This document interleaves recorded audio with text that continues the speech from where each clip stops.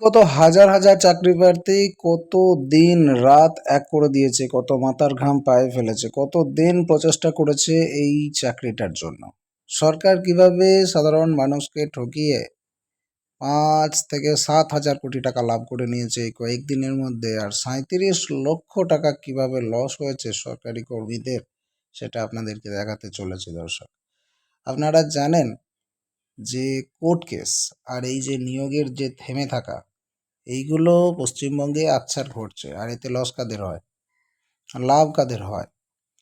যে টাকা সরকার লাভ করেছে তাতে আগামী 5 বছর বেতন দিতে পারবে। হ্যাঁ দর্শক, এরকমভাবেই কিন্তু এই সিস্টেমটা চলে আসছে দীর্ঘদিন। খুব বাজে সিস্টেম। পশ্চিমবঙ্গের যে আমাদের সোনার বাংলার নাম, সেটা কিন্তু এখন লোহার বাংলা হয়ে গেছে।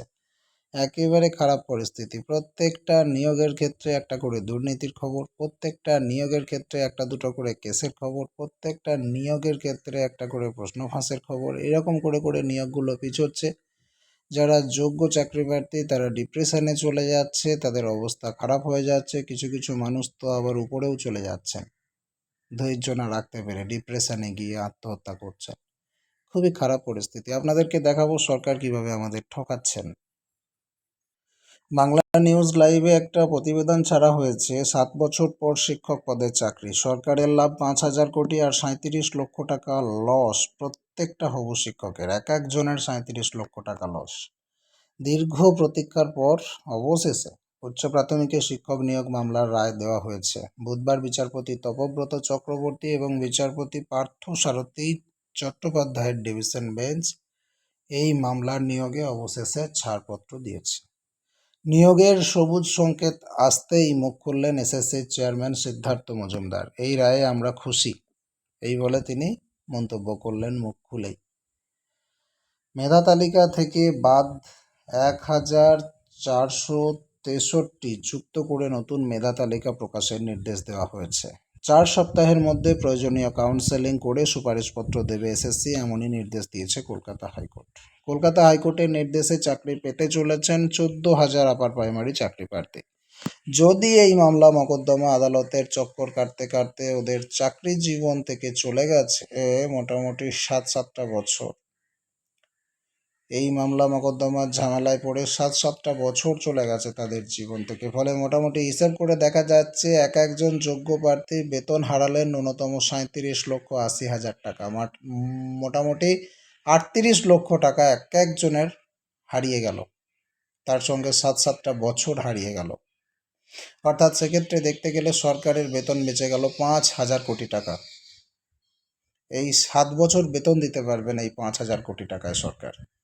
বলে রাখা ভালো, আপার প্রাইমারির এই পরীক্ষা হয়েছিল 2015 সালে। পরীক্ষা দিয়েছিলেন 5 লক্ষ পরীক্ষার্থী, পাস করেছিলেন 2,08,660 জন পরীক্ষার্থী। তাদের মধ্যে প্রশিক্ষিত ছিলেন 1,08,380 জন। এসএসসির নিয়োগ প্রক্রিয়ার বিরুদ্ধে একাধিক অভিযোগ ছিল। সংরক্ষণ নীতি মানা হয়নি কাউন্সেলিংয়ের সময়। তপশিলি জাতি এবং জনজাতিদের সংরক্ষণ নিয়ে একাধিক প্রশ্ন উঠেছিল। এমনকি সেখানে মহিলাদের সংরক্ষণ নিয়েও ত্রুটি ছিল বলে আদালতে জানান মামলাকারীদের আইনজীবী। কতগুলো অভিযোগ দেখুন, সংরক্ষণ নীতি মানা হয়নি, তপশিলি জাতি জনজাতিদের সংরক্ষণ নিয়ে একাধিক অভিযোগ ছিল, এমনকি সেখানে মহিলাদের সংরক্ষণেও ত্রুটি ছিল বলে জানান আদালতে মামলাকারীদের আইনজীবী। শেষ পর্যন্ত নিয়োগের পক্ষেই রায় দিয়েছে কলকাতা হাইকোর্ট। এসএসসির চেয়ারম্যান সিদ্ধার্থ মজুমদারের বক্তব্য, নিয়োগের ওপর বাধা নেই, এই রায়ে আমরা খুশি। আদালত প্যানেল রিকাস্ট করে কাউন্সেলিংয়ের পরে নিয়োগের ছাড়পত্র দিয়েছে। তাছাড়াও বলা হয়েছে যে সোশ্যাল মিডিয়ায় একটা পোস্টে ব্রাত্য বসু মন্তব্য করেছেন, মাননীয় মুখ্যমন্ত্রীর সদিচ্ছায় শিলমোহর পড়ল মাননীয় কলকাতা উচ্চ ন্যায়ালয়ের।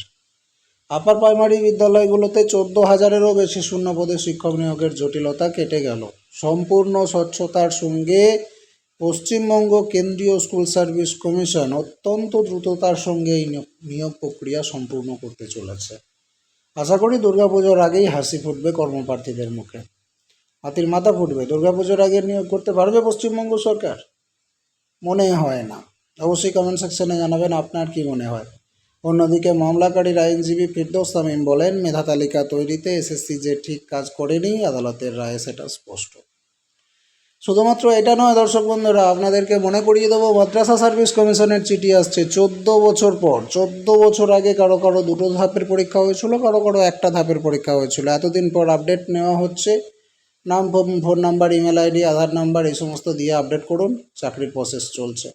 14 বছর আগে যদি তারা চাকরিটা পেয়ে যেত তাহলে তারা কত টাকা বেতন পেত ভাবুন। 70-80 লক্ষ টাকা তারা বেতন পেত। এই টাকাগুলো লস এবং সরকারের প্রফিট।